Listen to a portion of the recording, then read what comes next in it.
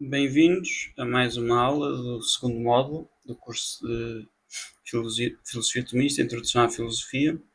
Como costume, começamos com uma oração. Em nome do Pai, do Filho e do Espírito Santo. Amém. Inefável Criador, que do tesouro da tua sabedoria designaste 3 hierarquias de anjos e as colocaste admiravelmente ordenadas acima do seu empíreo, e distribuíste com a maior elegância as partes do universo, tu, que és chamado verdadeira fonte e princípio supereminente da luz e da sabedoria, digna-te a infundir um raio da tua claridade sobre as duplas trevas em que nasci, a do pecado e a da ignorância. Tu, que tornas as línguas dos mudos eloquentes, instrui a minha língua e infunde a graça da tua bênção nos meus lábios. Dá-me uma inteligência aguda, capacidade para reter, disciplina e facilidade para aprender, subtileza para interpretar, abundante graça para falar. Instrui o começo, dirige o progresso, completa o final. Tu, que és verdadeiro Deus e homem, que vives e reinas pelos séculos dos séculos. Amém. São Tomás de Aquino, rogai por nós. Em nome do Pai, do Filho e do Espírito Santo. Amém. Okay. Então, esta é a nona de 10 aulas. Continuamos a comparar a filosofia com coisas externas a si mesma. Hoje comparamos a filosofia a outros tipos de sabedoria. Começamos a falar de fé e razão. Vamos falar também disso para a semana, na última aula, em que vamos falar da relação entre filosofia e revelação cristã. O motivo pelo qual falamos de fé ao falar de outras sabedorias é porque as outras duas sabedorias de que vamos falar são a teologia e o dom da sabedoria, o dom do Espírito Santo. E a diferença entre a aula de hoje e a aula da próxima semana é que hoje estamos a falar da interação entre a filosofia e outras formas de conhecimento que lhe são extrínsecas, e depois, na próxima semana, vamos falar do que é a revelação cristã faz intrinsecamente à filosofia. Podem ver ali a expressão teologia sagrada, que serve, não é porque a teologia é muito importante, isso tudo, mas não é por causa disso, é para distinguir de teologia natural, que é uma área da metafísica, ok? O conhecimento acerca de Deus que nós atingimos com as nossas capacidades intelectuais naturais, e para distinguir do conhecimento de Deus que atingimos de maneira sobrenatural através da revelação, falamos de teologia sagrada. Então, começamos com uma introdução geral à própria sabedoria. O que é sabedoria? Já vimos isto, vamos voltar a ver. Então, nós tomamos a noção, já fizemos isto várias vezes também, começamos com uma noção de senso comum de alguma coisa, analisamos essa noção de senso comum, essa definição nominal, para chegarmos a uma definição real. Então, a noção de filosofia toma-se pela opinião que as pessoas têm daquilo que é um homem sábio. Okay? E o Aristóteles, no primeiro livro da Metafísica, capítulo 2, identifica 6 características, okay, que todos observamos em homens sábios. A primeira é a universalidade do seu conhecimento, ou seja, que eles têm um conhecimento que os outros homens, maior do que os outros homens, mais extenso, acerca de todas as coisas acessíveis à nossa mente e que valem a pena conhecer, evidentemente. Depois, a penetração do conhecimento, a profundidade. Não só sabem as coisas de maneira ampla, mas sabem profundamente as coisas mais difíceis. Atingem uma certeza inabalável, ou seja, sabem as coisas com maior certeza do que o comum dos mortais, e portanto as suas convicções são mais estáveis. O seu juízo sobre as coisas não tende a mudar com cada moda. Okay? Acho que todos nós já encontramos pessoas assim, têm uma convicção e essa convicção é bem fundada. Têm mais poder explicativo, ou seja, têm isto, se podem indicar as razões das coisas e, portanto, são melhores que os outros a ensinar e a explicar. Não só sabem o facto das coisas, mas também são capazes de indicar as razões por detrás das coisas. Têm um amor à verdade, quinta característica. Amam o conhecimento da verdade por si mesma e não apenas porque vai ser útil para isto ou para aquilo, para atingirem os seus objetivos, para as honras, etc, etc. E têm um poder de ordenar, de colocar em ordem, ok? Sabem colocar as coisas na ordem certa, seja nas coisas teóricas, seja nas coisas práticas. E daí um ditado latino: é do sábio ordenar.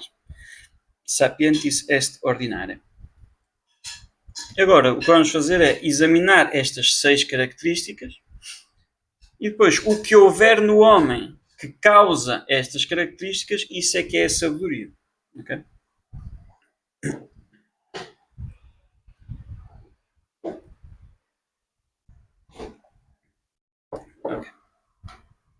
Okay. Não está a andar para a frente? Já está. Okay. Então, primeira característica, a universalidade do conhecimento. Então, esta vai ser sempre a questão, né? Por que motivo o sábio mostra uma maior universalidade do conhecimento? Porque é que ele tem um conhecimento mais amplo do que o comum dos mortais? Então, e a razão é que ele pensou nas coisas até às suas razões mais profundas, que são também as razões mais universais, o porquê e por isso. Okay? Não apenas deste evento singular, ou daquele evento singular, mas de todo o conjunto de eventos. Alguns exemplos.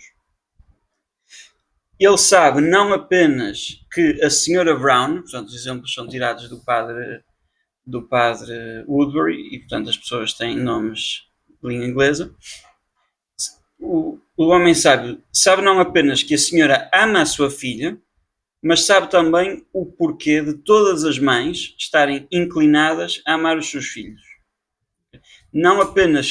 Sabe não apenas que a minha mão se move instintivamente para proteger um golpe contra a minha cabeça, mas o porquê de os membros menos valiosos de um conjunto, de um organismo, se sacrificarem pelos membros mais preciosos.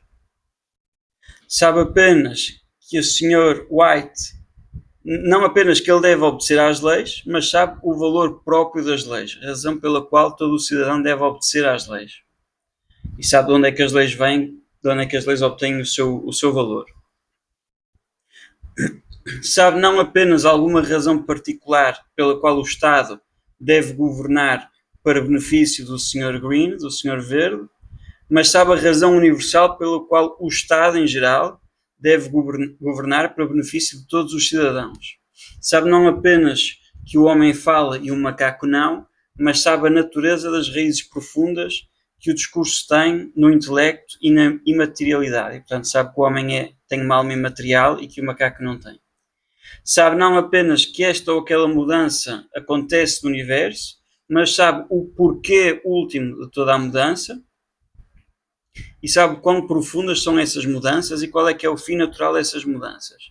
Sabe não apenas que o Sr. Black nunca viu um círculo quadrado, mas sabe o porquê de nenhum homem ter visto, nem ter podido ver alguma vez na vida um círculo quadrado. Okay? Portanto, o que é que está aqui a acontecer? Porque tem um conhecimento das causas mais profundas, o homem sábio sabe não apenas os particulares, claro que também sabe isso, mas sabe o universal, porque investigando os particulares chega às suas causas mais profundas, que são as suas causas mais universais. Passamos à segunda característica, a profundidade do seu conhecimento. E agora a questão é porque é que o sábio tem um conhecimento das coisas mais difíceis. E a resposta é a mesma.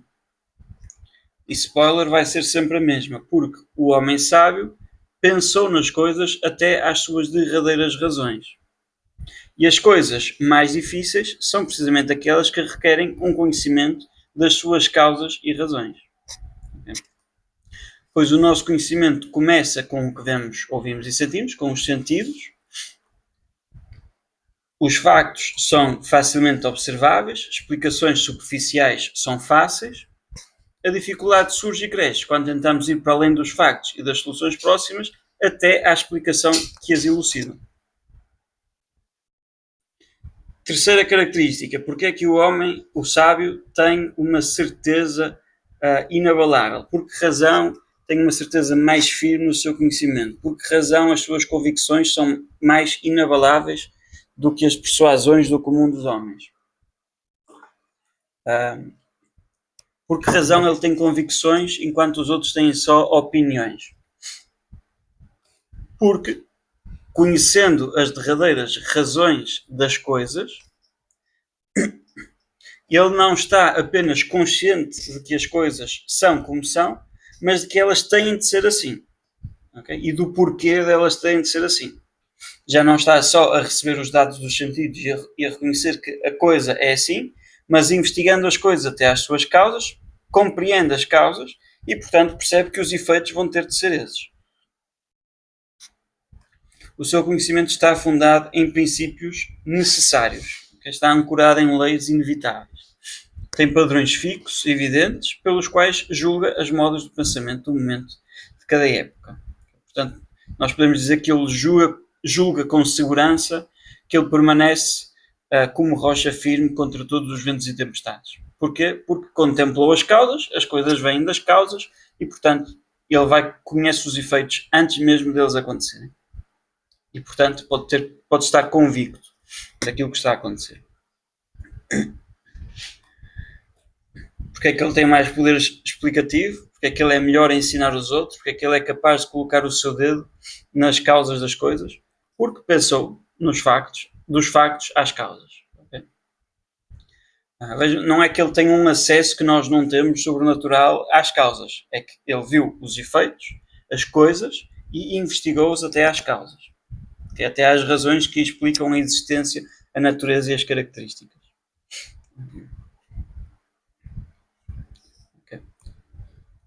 Dizia Aristóteles, ensinam aqueles que dizem as causas de cada coisa. Dizia São Tomás, illa scientia est magis doctrix, vel doctrinalis, quae magis considerat causas. É mais útil ao ensino a ciência que dá mais consideração às causas. Aquela ciência é mais doutrinal, a que mais considera as causas. Por exemplo, o homem sábio sabe que a folha nunca cairia da árvore, que a água fria nunca seria aquecida, se não fosse pelo movimento exercitado pelo primeiro motor, que é Deus, em si mesmo imóvel, mas move todas as coisas que estão em movimento. Saberia também, o sábio sabe também, que um homem que seja sábio, mas menos sábio do que possível, nunca seria sábio senão pela influência daquele, Deus, na qual a sabedoria atinge o seu pico supremo, que é o modelo e a causa da sabedoria em todos os que são sábios. Por exemplo, o homem sábio sabe também que pode, quando e o porquê de se poder confiar que o intelecto humano alcançou uma verdade. Okay? Porquê? Porque sabe as causas da verdade, sabe as causas da infalibilidade do conhecimento. E, portanto, é capaz de ensinar como mais ninguém é capaz de ensinar.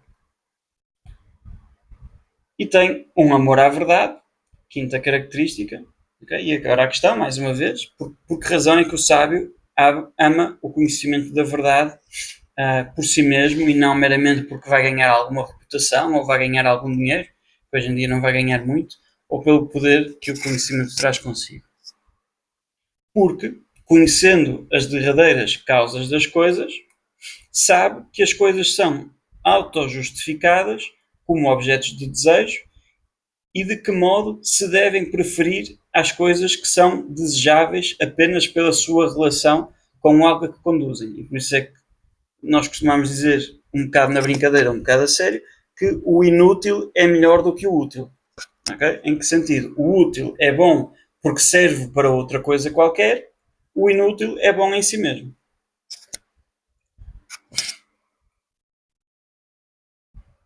O homem sábio tem a ordem e a escala dos valores correta e julga melhor aquilo que tem em si mesmo a razão de ser desejável, aquilo que se deve desejar em si mesmo, do que aquilo que apenas deriva a razão de ser desejável de um outro, a partir de outro. Okay? Se nós, uma coisa que nós desejamos, não é? Eu desejo água, estou com sede.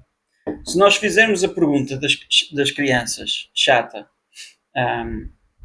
5 vezes, vamos chegar o que é esta coisa, né? Porque é que tens água? Porque é que queres água? Porque quero deixar de ter sede. Porque é que queres deixar de ter sede? Porque queres estar saciado. Porque é que queres estar saciado? Porque queres estar em paz. Porque é que queres estar em paz? Porque queres ser feliz. Okay? Alguma coisa deste género.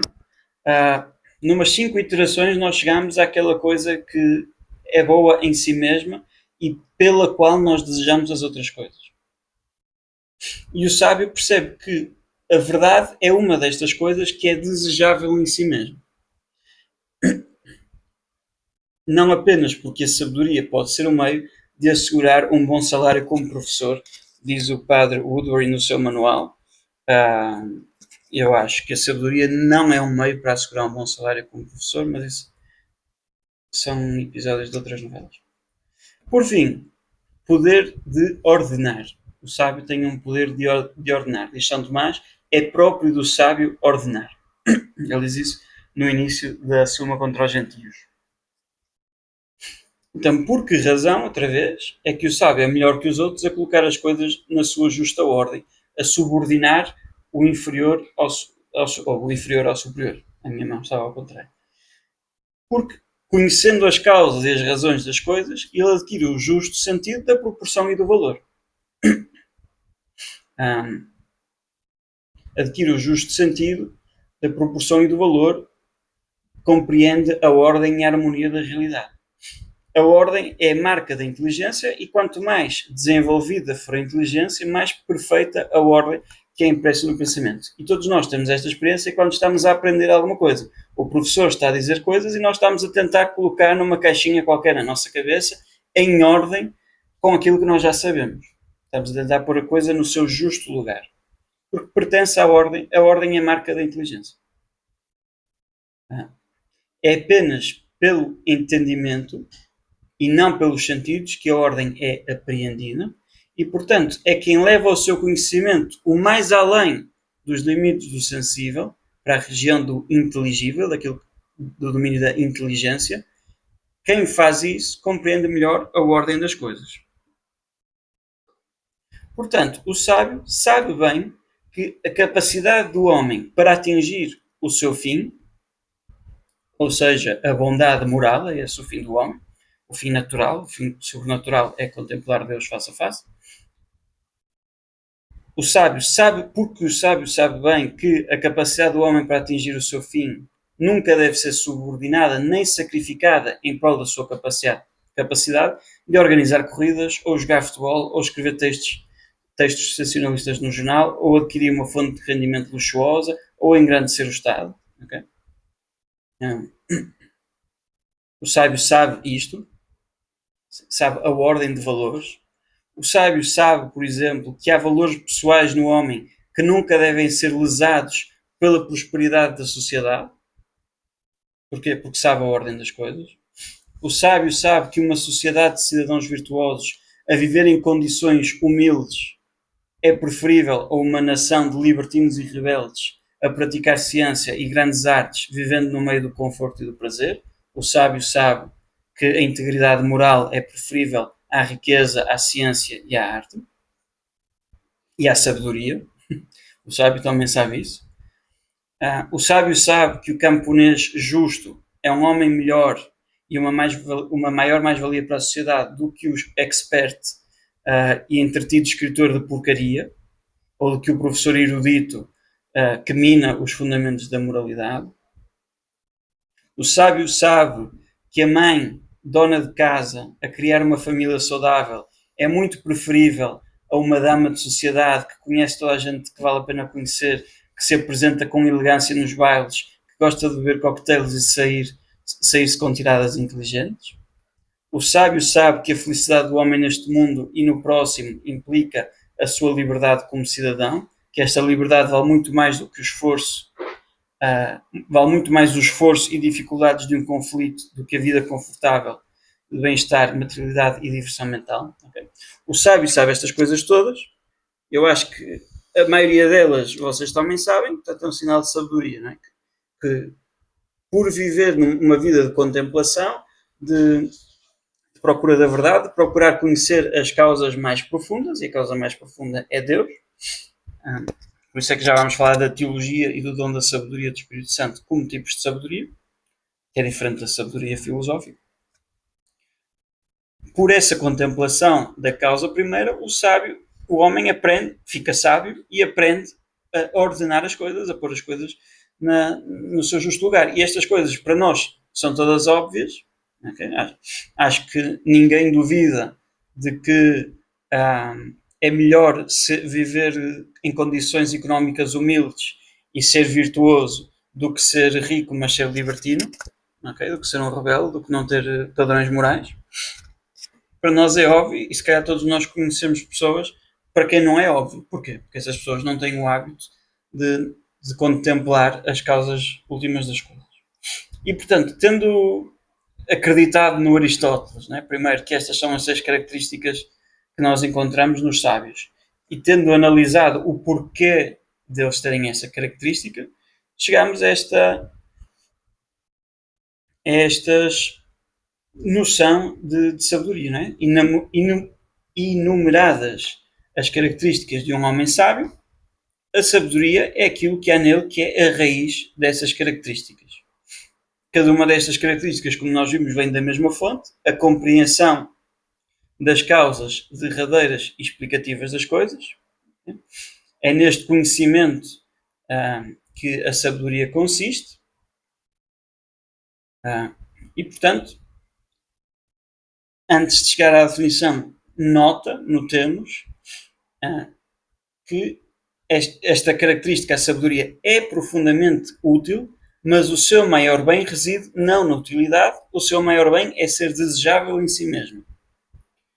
E, apesar da sabedoria ser útil, o que faz de um homem um bom governante, um bom guia de outros, ou um bom homem, não é o simples facto de ser sábio. A sabedoria é uma virtude, não é? É uma virtude, portanto, é útil, é desejável em si mesmo, mas é o outro tipo de virtude que faz de nós homens bons, porque a inteligência, as virtudes puramente intelectuais, como é o caso da ciência e da sabedoria, são moralmente neutras. É a prudência que nos torna bons conselheiros e bons governantes. E claro que é natural que uma puxe a outra, não é? Que um homem, ao ser prudente, trabalhe a sua sabedoria, que um homem, ao ser sábio, trabalhe a sua prudência. E, portanto, mas a prudência pressupõe muitas outras coisas para além da sabedoria. De qualquer forma, a sabedoria é uma arma poderosa de virtude e prudência, através da qual a virtude e a prudência, podem alcançar enormes trabalhos se comandarem esse potente instrumento. E definimos a sabedoria como a cogitação, o conhecimento das coisas pelas suas causas mais elevadas. Okay? Consoante o tipo de causa e o modo do acesso que nós temos à causa, vamos ter tipos de sabedorias diferentes. Então temos várias sabedorias. A saber, a filosofia, que é uma sabedoria em sentido estrito, é um conhecimento pelas causas mais elevadas, mas nem todas as ciências filosóficas são igualmente sabedorias, pois nem todas são igualmente um conhecimento das causas supremas. Portanto, a metafísica é um conhecimento das causas absolutamente mais elevadas e, portanto, é sabedoria pura e simples, ou sabedoria simplesmente falando, simpliciter, consoante a pronúncia do latim que queiram escolher. As outras ciências filosóficas são conhecimentos de causas relativamente elevadas, mais elevadas em e relativamente a uma certa ordem. Okay? Portanto, a ética é um género de sabedoria dentro da sua ordem. A filosofia natural é um conhecimento das causas mais elevadas do ente enquanto móvel enquanto visto no primeiro grau de abstração. Vimos isso a semana passada. E, portanto, as outras ciências filosóficas são sabedorias secundum quid, secundum aliquam ordinem, relativamente a uma certa ordem. Secundum quid significa em certo sentido. A teologia sagrada é outro tipo de sabedoria, é um conhecimento das causas mais elevadas, que se diz radicalmente sobrenatural, é um tipo de conhecimento radicalmente sobrenatural, ou seja, a sua raiz é sobrenatural. Já vamos falar sobre isso. A fé está na raiz da teologia, mas depois o seu raciocínio, o teólogo, obtém conclusões a partir das premissas da fé, obtém conclusões de maneira natural, ou seja, exercitando as suas capacidades intelectuais. E, portanto, a teologia sagrada é radicalmente sobrenatural, na sua raiz está algo sobrenatural, mas não é formalmente sobrenatural. Okay? O conhecimento que ele obtém é por modo natural. Pois procede sobre a luz dos princípios sobrenaturais revelados, sob a luz da revelação virtual. O que é luz? O que quer dizer revelação virtual? Não quer dizer que é no computador, quer dizer que é a luz de princípios revelados que contêm virtualmente conclusões que podem ser tiradas deles. Por exemplo, quando eu digo y igual a 2x, para dar um exemplo matemático, nós temos um conhecimento virtual de todas as posições do ponto. Eu não tenho um conhecimento imediato de qual é que vai ser o x ou o y quando o x é igual a 2. Mas virtualmente eu já sei. Então, se y é igual a 2x, se o x é 2, o y é 4. Tenho um conhecimento virtual. Em virtude de eu saber que y é igual a 2x, eu sei todos os valores de y para um dado valor de x. Em virtude de eu saber que todos os homens são mortais, eu sei que o Robert é mortal. Okay? Sei que ele é homem e, portanto, sei que ele é mortal. Em virtude de... é o que quer dizer virtualmente. E, portanto, através da luz da revelação virtual, ou seja, é uma revelação que já contém as causas, as conclusões, e, portanto, é possível deduzir essas conclusões. E depois temos o dom infuso da sabedoria, o dom do Espírito Santo, que é uma sabedoria formalmente sobrenatural. Não só na sua raiz está algo sobrenatural, mas todo o seu processo de conhecimento é sobrenatural, é um dom do Espírito Santo. Estamos a ser movidos pelo Espírito Santo. E dizemos que é um conhecimento quase experimental, porque nós não podemos ter a experiência sensível, né, da ordem sobrenatural, da causa mais elevada de Deus, mas é um conhecimento quase experimental. Dizemos isto por metáfora, por semelhança a um conhecimento experimental, que é um conhecimento imediato, não por inferência. O que é uma inferência? É uma dedução, ou uma indução, ou alguma coisa do género, que, sabendo algumas coisas eu passo a saber outras. Não, o dom da sabedoria, o dom infuso da sabedoria, é um conhecimento quase experimental, por connaturalidade. Porque é que eu sei que uma coisa não pode ser verdadeira e falsa ao mesmo tempo? Por uma certa connaturalidade. Okay? Não é porque eu fiz um raciocínio, claro que eu posso fazer raciocínios sobre isso, mas não é porque eu fiz um raciocínio. Imediatamente, intuitivamente, seria outra frase para isso, não é? Intuere em latim significa ver, ver para, em direção, um olhar concentrado. E, portanto, é através da connaturalidade que se estabelece, através da virtude da caridade, entre a alma e Deus. Eu não sou teólogo, portanto, peço que não façam muitas perguntas sobre as coisas de teologia, que é para eu não ter que ler a Suma Teologia para vos responder.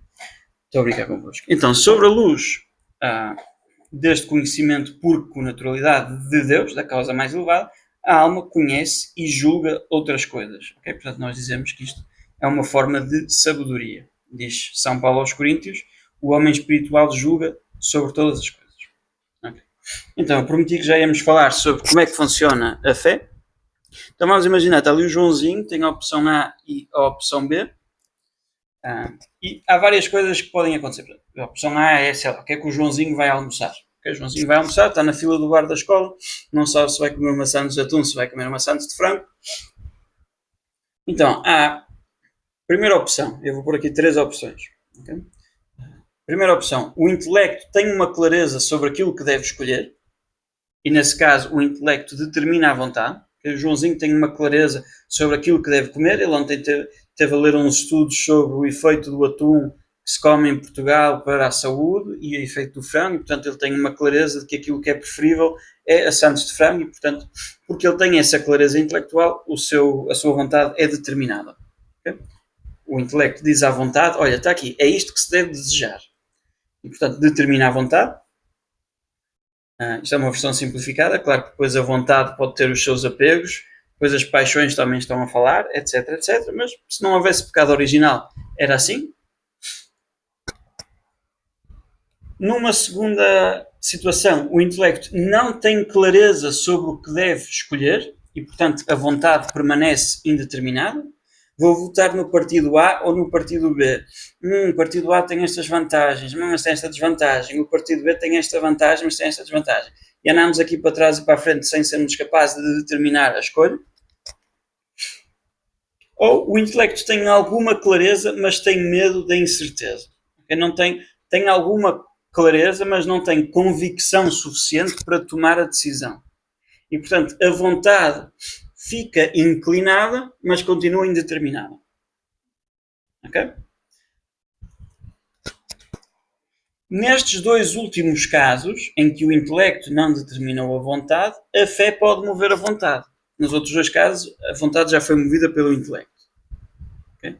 Nestes dois casos, claro que eu devo ou não devo acreditar que Deus se fez homem? E, intelectualmente falando, sendo honesto, eu não tenho motivo de... Diz na Bíblia, pronto, está bem, mas eu devo acreditar o que a Bíblia diz.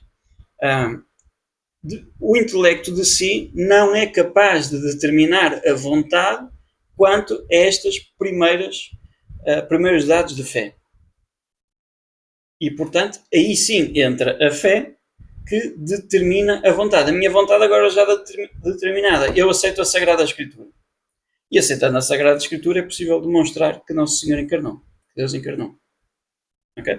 Portanto, é isto que significa dizer que a teologia é radicalmente, fundamentalmente, nos seus fundamentos, é sobrenatural. Há uma ação da graça que determina a vontade quando o intelecto não foi capaz de o fazer, mas determinada a vontade quanto a estas coisas, estas premissas, o intelecto é capaz. Agora que eu já, pela minha vontade, assinto, aceito, não, assentir, assinto, firmemente à revelação divina, à revelação virtual, então há certas coisas que eu já posso conhecer naturalmente. Porque sem este assentimento sobrenatural eu não era capaz de conhecer. É isto que significa dizer que o fundamento ou a raiz é sobrenatural, mas depois a forma, o raciocínio não é sobrenatural, que era o caso da teologia. E, portanto, agora começamos a falar de filosofia e teologia. Noção de teologia explica-se brevemente em 2 pontos. Primeiro, o objeto desta ciência e depois a definição desta ciência, que vem do objeto. A definição de uma ciência é ciência de objeto. Okay? Então, a teologia sagrada, sempre, eu acho que está sempre escrito sagrada, mas eu vou só dizer teologia. Okay? Já sabemos do que estamos a falar. A teologia tem como objeto formal quod, ou seja, a forma, o conteúdo que é manifestado pela luz, Deus, sob o próprio caráter da sua divindade. Deus sub ipsa ratione deitatis. E como objeto formal quo, a forma manifestante, a luz que ilumina, a luz dos princípios sobrenaturais revelados, ou revelação virtual. Contém virtualmente as conclusões que dela se podem tirar. E, portanto, já vemos que a teologia não é uma filosofia aplicada, não é que eu vou raciocinar aqui pelas capacidades intelectuais e aplico isso a Deus. Okay? Vou pensar em Deus. Isso seria uma parte da metafísica, em que eu penso a metafísica dedica-se ao estudo do ser enquanto ser e eu posso pensar na causa do ser, que é Deus. Mas sim é uma ciência distinta e superior que trata de um objeto diferente, Deus, na medida em que é Deus. Quando Deus aparece na metafísica, aparece na medida em que é causa do ser, aparece em referência à criatura, e o ponto principal é a criatura. Okay? Na teologia não, o ponto principal é Deus, e a criatura aparece porque vem de Deus, secundariamente. É uma ciência distinta e superior. Porque é que é superior? Porque trata um objeto superior, é fácil. E procede sobre uma luz diferente. Okay? E portanto, e aqui é esta distinção entre teologia sagrada e teologia natural que já fomos falando. Okay? Okay. O que significa dizer que na teologia natural Deus aparece como predicado, significa que na teologia natural nós não estamos a falar de Deus, portanto o sujeito não é Deus, Deus é o predicado, a causa do ser é imutável. Claro que isso significa que Deus é imutável, não é? Mas formalmente na ciência fala-se na metafísica, fala-se de Deus porque ele é a causa do ser e, portanto, aparece no predicado. Isto diz, ou dizemos que o objeto da metafísica é o ser e o predicado é Deus, ou que o sujeito é o ser e o objeto é Deus. Já falámos deste duplo significado de objeto. Se houver dúvidas, podemos voltar no final. E, portanto, a definição é ciência cujo sujeito é Deus. Claro que isto, para ser mais técnico, dizemos ciência de Deus sobre o próprio caráter da sua divindade. Okay?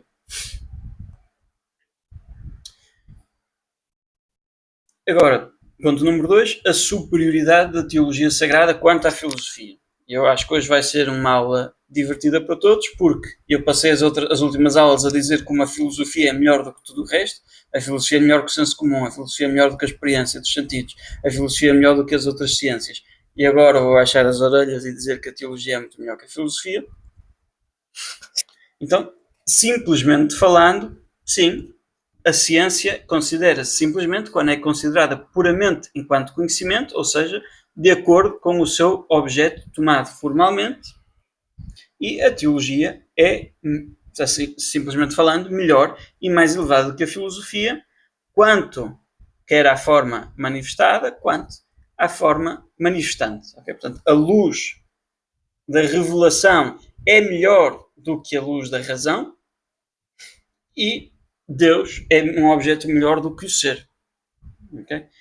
E, portanto, simplesmente falando, a teologia sagrada é melhor, é mais nobre do que a filosofia. É mais certa. Okay? Porque é mais certa? Porque a fé dá uma firmeza maior do que o nosso próprio intelecto. Nós podemos confiar mais naquilo que Deus nos garante do que naquilo que nós racionalmente atingimos. E, portanto, a teologia, desculpem, é mais certa do que a matemática, do que a filosofia, do que todas as ciências. Agora, em certo sentido, tal como em certo sentido nós vimos, por exemplo, que a filosofia moral, a ética, pode ser superior à metafísica, em certo sentido, quanto ao caráter da evidência, a filosofia é melhor do que a teologia no teólogo desta vida. O que é que isto quer dizer? A filosofia procede sobre a luz de princípios que são evidentes ou transparentes. Né? Vendo o princípio, eu vejo a realidade, ele é transparente. E a teologia, no teólogo desta vida, outra coisa vai ser a teologia no céu, no teólogo nesta vida, procede sobre a luz de princípios que não são evidentes, são opacos, não são naturais. Okay? E, portanto, fazemos esta distinção, a teologia é mais certa, mas é menos evidente. Baseia-se em algo mais firme, a própria revelação divina, mas que nos é a nós menos evidente nesta vida. Okay. A filosofia, o filósofo vê os princípios que usa e o teólogo crê nesses princípios. Neste sentido, a filosofia é melhor, é mais, sim, é superior à filosofia, sobre o aspecto da evidência. Agora, a teologia sagrada julga a filosofia e deve-se fazer aqui uma distinção. Já tínhamos feito quando falámos da filosofia julgar as ciências particulares. Negativamente, quanto às conclusões, a teologia julga a filosofia. Okay? No mesmo sentido em que a filosofia julga as ciências experimentais que já tínhamos falado. É um ofício negativo judicativo. A filosofia sagrada pode condenar qualquer conclusão argumentada por um filósofo que vá contra uma proposição teológica. Se o filósofo começa a dizer que os homens não têm alma, o teólogo pode julgar isto e dizer isto é errado, porque nós, por revelação, sabemos que os homens têm alma. Apesar de também sabermos pela razão natural. Mas, enquanto a filosofia podia julgar as ciências experimentais também positivamente, protegendo os seus princípios, okay? A metafísica pode defender os princípios das ciências experimentais, a teologia não pode fazer isso, não tem domínio sobre, não tem o direito de julgar os princípios da filosofia. Os princípios da filosofia não vêm da teologia, tal como os princípios da música, que são princípios de proporção e de ritmo, vêm da aritmética. Antes, os princípios da filosofia são autoevidentes, autossuportados, e, portanto, a filosofia não pode ser positivamente julgada pela teologia. Okay? Negativamente e positivamente não quer dizer negativo, positivo, palmadinho nas costas. Significa tirar ou pôr. Okay? Como quando nós temos um coisa positivo de relevo, de alto relevo, quer dizer que há algo lá. Okay? Positivo vem do verbo pôr, está posto. E, portanto, um julgamento positivo significa oferecer algo, enquanto um julgamento negativo significa apenas tirar alguma coisa. A teologia pode julgar tirando, quanto às conclusões, mas não pode julgar pondo, oferecendo, quanto aos princípios. A filosofia não precisa, nem pode contar com a teologia sagrada para defender os seus princípios. Tal como as ciências particulares precisavam e podiam contar com a metafísica para defender os seus. Agora, vemos que a filosofia é serva da teologia.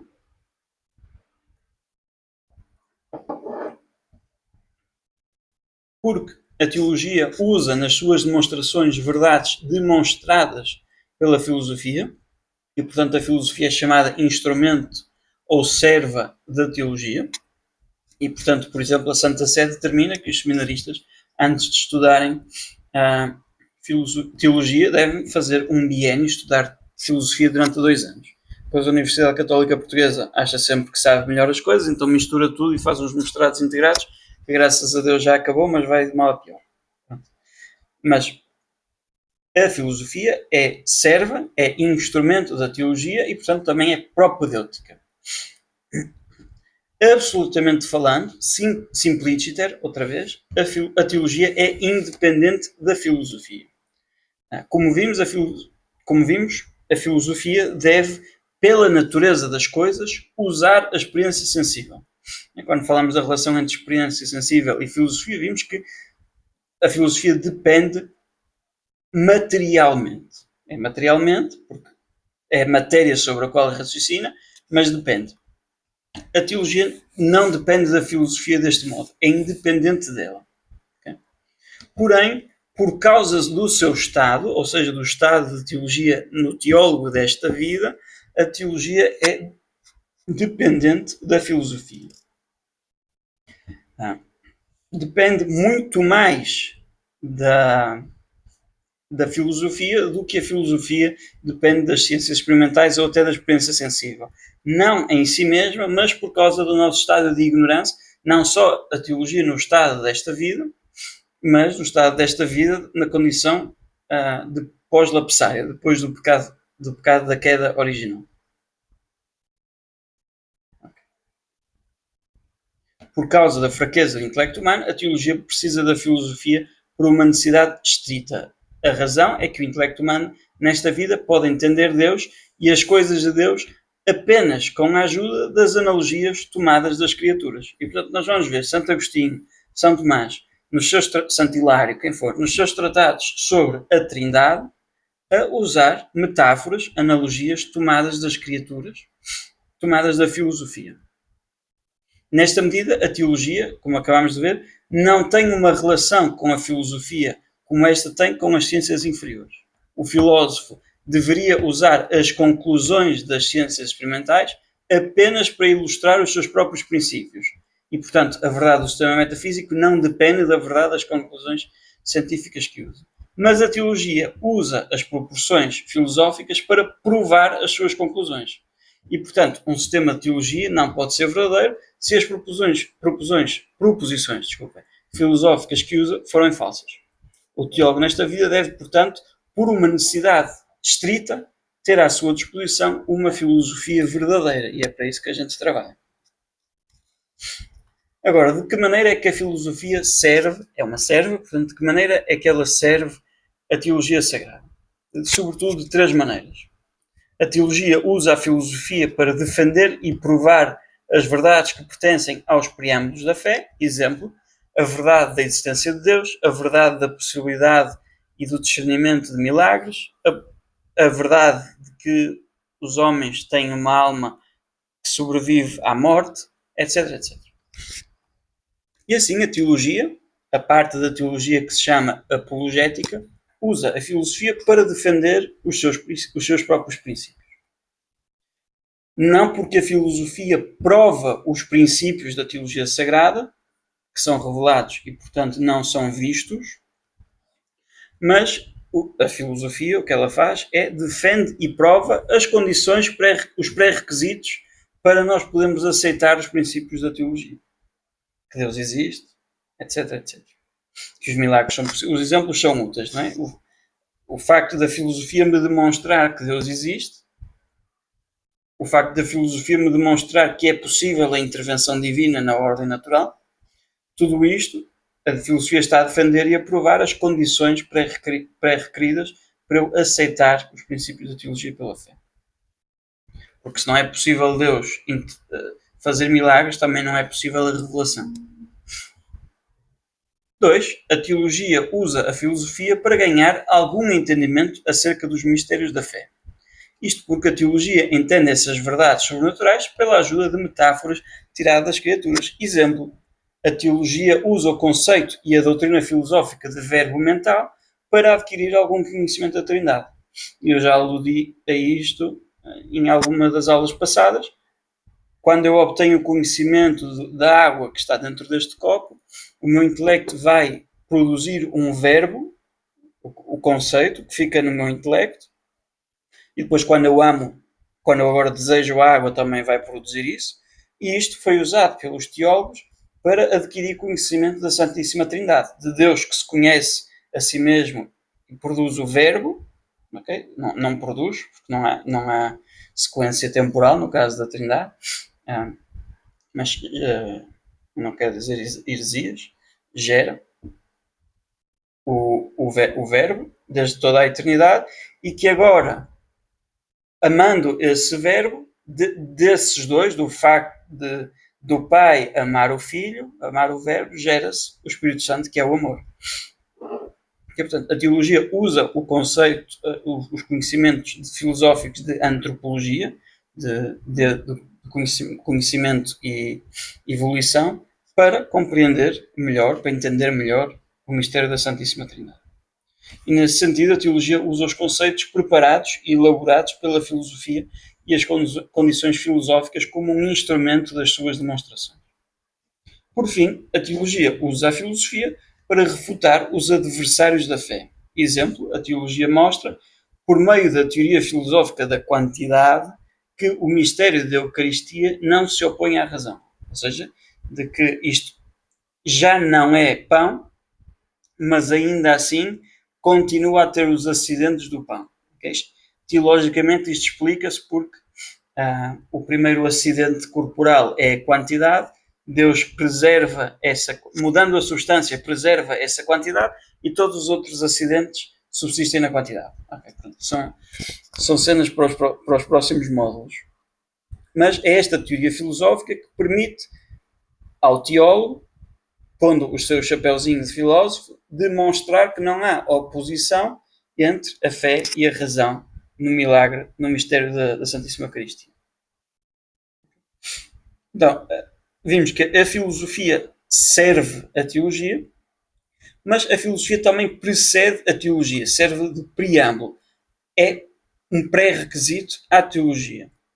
Ou seja, devemos primeiro ser filósofos antes de sermos teólogos.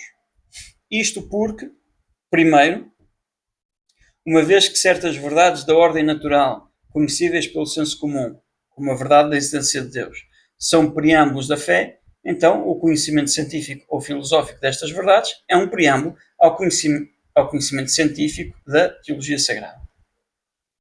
Como vimos, a teologia sagrada precisa de um triplo serviço administrado pela filosofia. E, portanto, é necessário ter conhecimento filosófico para que a teologia o possa usar. Por fim, a filosofia é um pré-requisito para a teologia sagrada por uma disposição subjetiva do sujeito. A teologia sagrada está num grau de imaterialidade mais elevado até que o da metafísica. Já falamos dos graus de abstração, dos graus de imaterialidade. Mas o intelecto humano começa pelo conhecimento das coisas sensíveis, ergue-se progressivamente aos graus mais elevados e, portanto, os graus inferiores de abstração preparam a mente para os graus mais elevados e, portanto, a filosofia dá à mente uma espécie de disposição ou prontidão, uma espécie de treino, de ginásio intelectual, para poder adquirir o hábito da teologia. Nós já vimos como é que a filosofia ajuda a teologia, agora como é que a filosofia é auxiliada pela teologia. De três maneiras.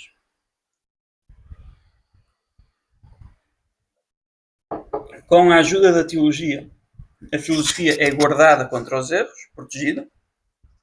Isto porque a filosofia, na medida em que a filosofia é controlada negativamente pela teologia, é assim guardada de múltiplos erros. E isto que implica a restrição da liberdade do filósofo para errar, mas a liberdade para errar é uma imperfeição, ser capaz de errar é uma imperfeição, é uma impotência. É por isso é que os medievais, quando começavam a perguntar por questões acerca da omnipotência divina, diziam: parece que Deus não é omnipotente, porque ele não consegue pecar. Mas conseguir pecar é uma impotência. Portanto, a falta dessa impotência testemunha a omnipotência de Deus. A teologia implica a restrição do filósofo para errar e salvaguarda a sua liberdade para alcançar a verdade. Isso sim é uma perfeição. Segundo, a filosofia, graças à teologia, é levada a aperfeiçoar-se. Porquê? Porque a teologia exige muito grandes serviços da filosofia e, portanto, a filosofia deve aperfeiçoar-se a si mesma ao ponto de poder oferecer à teologia sagrada os serviços que ela exige. Eu há bocadinho acenei ao modo como a teoria do verbo mental elucida, nos ajuda a compreender, a conhecer melhor o mistério da Santíssima Trindade, ou como a teoria da quantidade nos ajuda a conhecer melhor, a perceber melhor a Eucaristia. E acho que eu tentei dizer sumariamente as coisas, acho que nós percebemos que são coisas complexas. São teorias complexas, não é que nos sentámos aqui todos na esplanada do café, pegámos num cachimbo, bebemos um copo de whisky, começamos a falar sobre o mundo e fizemos filosofia. Okay, não, é sentado na cadeira, na secretária, até doer o rabo, a ler e a estudar. Porque a teologia exige grandes serviços da filosofia, a filosofia é levada a aperfeiçoar-se. E, portanto, foi sob o impulso da teologia, da necessidade da teologia, que a filosofia tomista aperfeiçoou, por exemplo, as noções e a teoria de natureza, a teoria de pessoa, para poder falar da encarnação, que existe uma só pessoa com duas naturezas, ou do mistério da Trindade, uma só natureza em três pessoas. A questão da geração, que nos ajuda a perceber de que maneira é que o filho é gerado, apesar de não ser produzido nem criado. Da conveniência divina às operações da criatura, ou seja, da providência divina, o governo divina de todas as coisas, etc, etc. Okay? Foi por mandato da teologia que os filósofos tiveram de trabalhar. E é por isso que existe uma filosofia tomista. São Tomás precisava de fazer teologia, melhor, ele precisava de pregar, precisava de comentar as Sagradas Escrituras, portanto precisava de fazer teologia, portanto precisou de desenvolver a filosofia. É desta necessidade que vem a filosofia tomista. Ainda assim, neste aperfeiçoamento, a filosofia procede inteiramente filosoficamente, ou seja, procede sempre sobre a sua própria luz, e não sobre a luz da revelação. Terceiro, a filosofia é auxiliada pela teologia porque pode ser confirmada por acidente, per accidens. Como acontece por vezes que uma conclusão filosófica é também uma conclusão teológica. Desculpem, o slide diz filosófica. Às vezes acontece que uma conclusão filosófica também é uma conclusão teológica. E em tais casos, a certeza da teologia reforça a certeza da filosofia. Por exemplo, a verdade revelada da encarnação ilumina a conclusão filosófica de que existe uma distinção verdadeira, uma distinção real nas criaturas entre essência e existência. A doutrina filosófica da premoção divina dos agentes criados, de que todas as coisas são postas em movimento por Deus, é confirmada pela teologia. Acabou de teologia, passamos para o dom da sabedoria. O dom da sabedoria do Espírito Santo, infundido pelo Espírito Santo. E voltamos mais uma vez a ver primeiro o objeto, depois a definição. O objeto formal quod, portanto a forma manifestante, o conhecimento que se obtém é de Deus. Vejam, na teologia de Deus sobre o caráter próprio de divindade e agora sim também sobre o caráter íntimo de divindade, mas como conhecível quase experimentalmente, como se eu estivesse a ver, a experienciar, como se eu estivesse a saborear Deus. É daí que vem sabedoria. E o objeto formal quo, a luz, a forma que manifesta, é a luz objetiva da conaturalidade entre a alma deiforme, ou seja, a alma que é formada, que obtém a forma de Deus, que é feita semelhante a Deus. E como é que ela é feita semelhante a Deus? Pela caridade. Esta é a luz objetiva. E depois a luz ou seja, que tem a ver com o objeto, e depois a luz subjetiva, que tem a ver com o sujeito, com a pessoa, das iluminações instintivas que o Espírito Santo faz. É isso que ilumina, aquilo que faz com que a pessoa que tem o dom do Espírito Santo, da sabedoria, obtenha conhecimento de Deus sobre um caráter íntimo da sua divindade. Íntimo quer dizer interior, não quer só dizer próximo, é aquilo que significa ser Deus. E tem um conhecimento quase experimental, como quem vê, como quem ouve. Aquilo que dá a esta pessoa este conhecimento é, primeiro, uma conaturalidade, porque a alma, através da caridade, torna-se semelhante a Deus. E isto é objetivo. E depois, subjetivamente, o Espírito Santo, àquele sujeito, vai dando certas iluminações instintivas. E, portanto, enquanto a filosofia é regulada pelas coisas enquanto evidentes, na medida em que são evidentes, sob a luz de princípios da razão, o conhecimento que procede do dom da sabedoria é regulado pelas coisas que conhece, Deus e as coisas, o resto das outras coisas, na medida em que se relacionam com Deus, enquanto mediatamente ou mediadamente, com mediação, mas quase experimentalmente evidente. Também é um conhecimento evidente. Tínhamos visto que a teologia é um conhecimento opaco. Os princípios são revelados, mas nós não o vemos. O dom da sabedoria do Espírito Santo também é evidente. Já é mediadamente, não é como a filosofia, que é imediatamente. Pela minha própria natureza eu sei estas coisas, pela própria razão. É mediadamente, por mediação do Espírito Santo, da virtude da caridade, que torna a alma deiforme, conforme a Deus, mas é evidente, ainda assim. Sob a luz objetiva da conaturalidade, blá blá blá blá. E, portanto, a definição do dom do Espírito Santo é um conhecimento habitual, quer dizer que é um hábito, é uma disposição estável, Não quer dizer que eu tenho que estar a conhecer, não é um conhecimento atual, eu estou a exercitar este hábito. O dom é o conhecimento habitual. Claro que uma vez que eu tenho conhecimento habitual, eu posso exercitá-lo e ter os atos. É um conhecimento habitual sobre Deus, sobre o caráter de divindade como quase experimentalmente, mas mediadamente conhecido, sob a luz objetiva da connaturalidade emergente da caridade e a luz subjetiva das iluminações instintivas do Espírito Santo. Isto todos nós sabemos, porque todos nós fizemos uma preparação para o Crisma em que nos falaram dos dons do Espírito Santo. Portanto, eu estou só a chover no molhado, como se costuma dizer. Agora, vamos ver que este dom do Espírito Santo é superior à filosofia, simplesmente falando, simpliciter. O conhecimento procedente do dom da sabedoria é superior à filosofia. Mais uma vez, os conhecimentos ordenam-se pelo seu objeto formal. O que é mais nobre é o que tem aquele cujo conhecimento é mais nobre e, portanto, o objeto do dom da sabedoria é claramente superior ao da filosofia e, portanto, o conhecimento também é superior. Num certo sentido, o conhecimento filosófico é superior ao dom da sabedoria. Em que sentido? No sentido em que muitas proposições e conclusões da filosofia são, para nós, do ponto de vista subjetivo, absolutamente certas e evidentes, porque são imediatas, okay? Enquanto há um defeito na certeza do conhecimento que vem do dom da fé, não por causa da origem desse conhecimento, mas porque, apesar dele ser evidente, é mediado.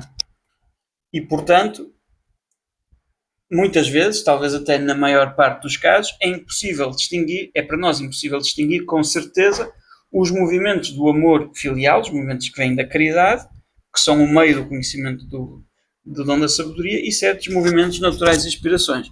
Todos nós conhecemos aquela pessoa, ou todos nós já fomos aquela pessoa que diz, não, eu rezei sobre isto e é isto que Deus quer. Okay? E às vezes é, às vezes não é. Okay? É muito difícil para nós distinguir entre o dom da sabedoria de Deus, que é de facto movido pela caridade, e aquilo que é movido pelas nossas, aquilo que são movimentos naturais e aspirações. Okay? Pronto. Não. Então, o dom da sabedoria é completamente independente da filosofia, ao contrário do que tínhamos visto, certa dependência da teologia quanto à filosofia.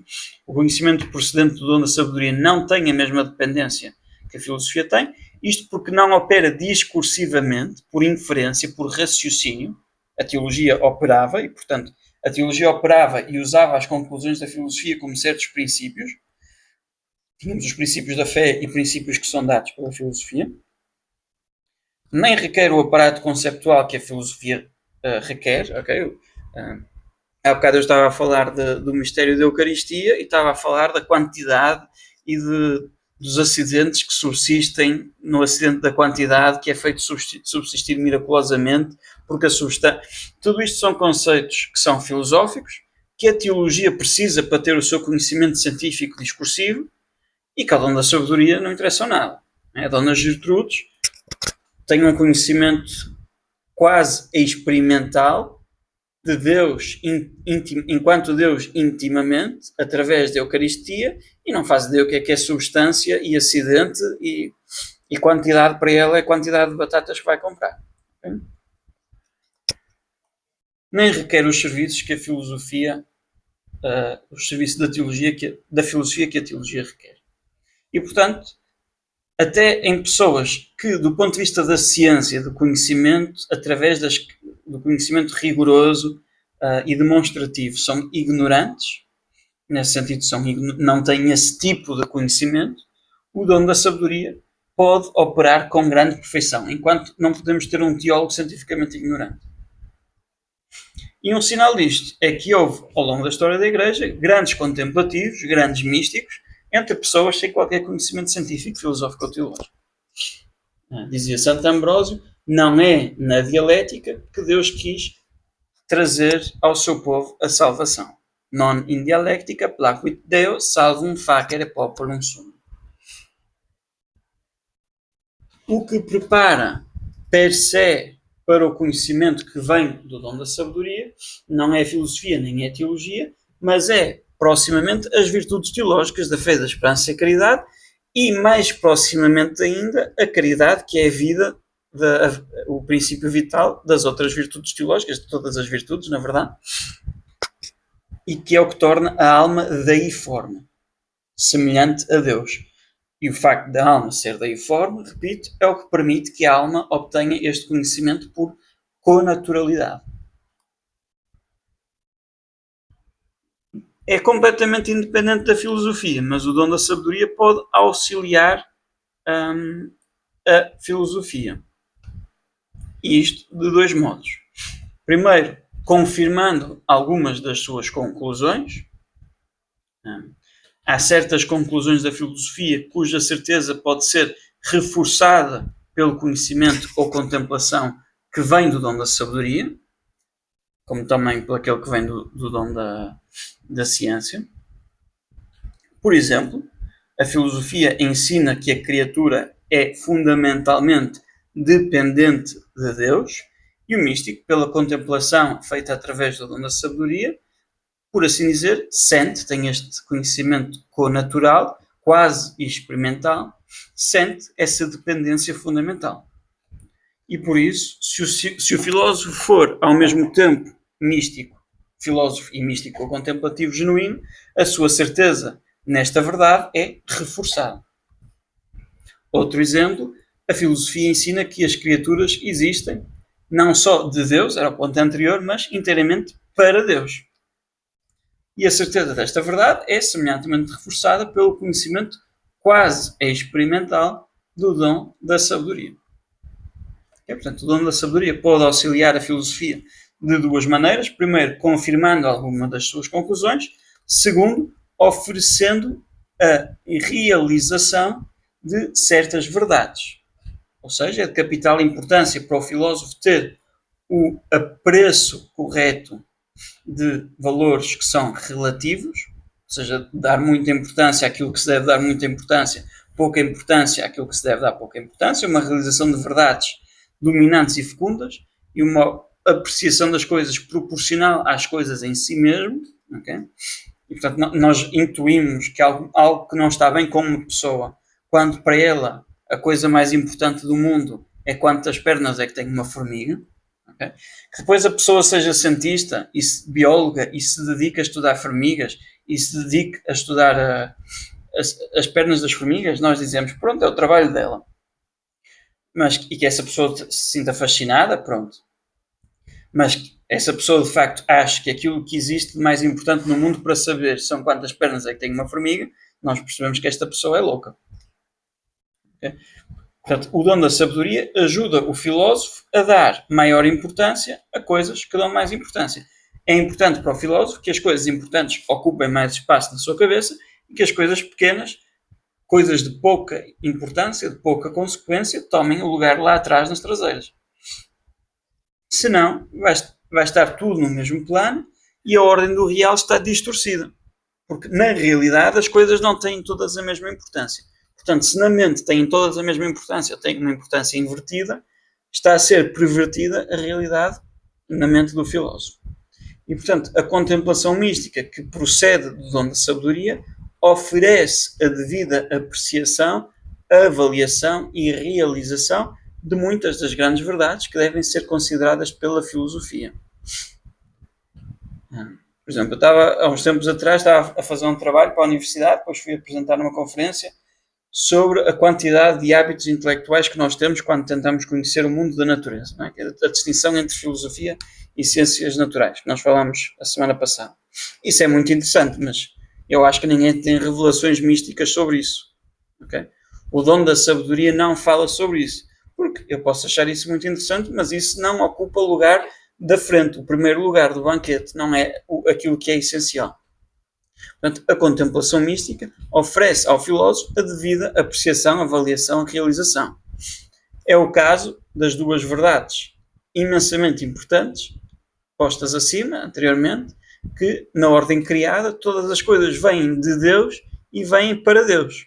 É também o caso do princípio de predileção, o princípio filosófico de que algo não seria melhor do que outra coisa se Deus não lhe quisesse um bem maior. Portanto, Deus ama todos? Ama. Deus ama todos igual? Não. Claramente ama mais Nossa Senhora. Okay? Nossa Senhora tem o dom da Imaculada Conceição e, portanto, as coisas não seriam melhores do que outras se Deus não lhes quisesse um bem maior. Ou o princípio da causalidade do amor de Deus. O amor de Deus infunde e cria bondade nas coisas.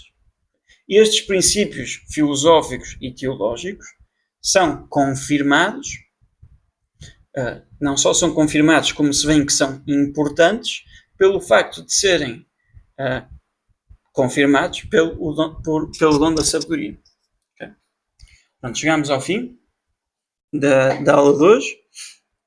Eu dei-vos o parágrafo 26 do texto do Maritain, em que ele não fala do dom da sabedoria, mas fala da relação entre filosofia e teologia.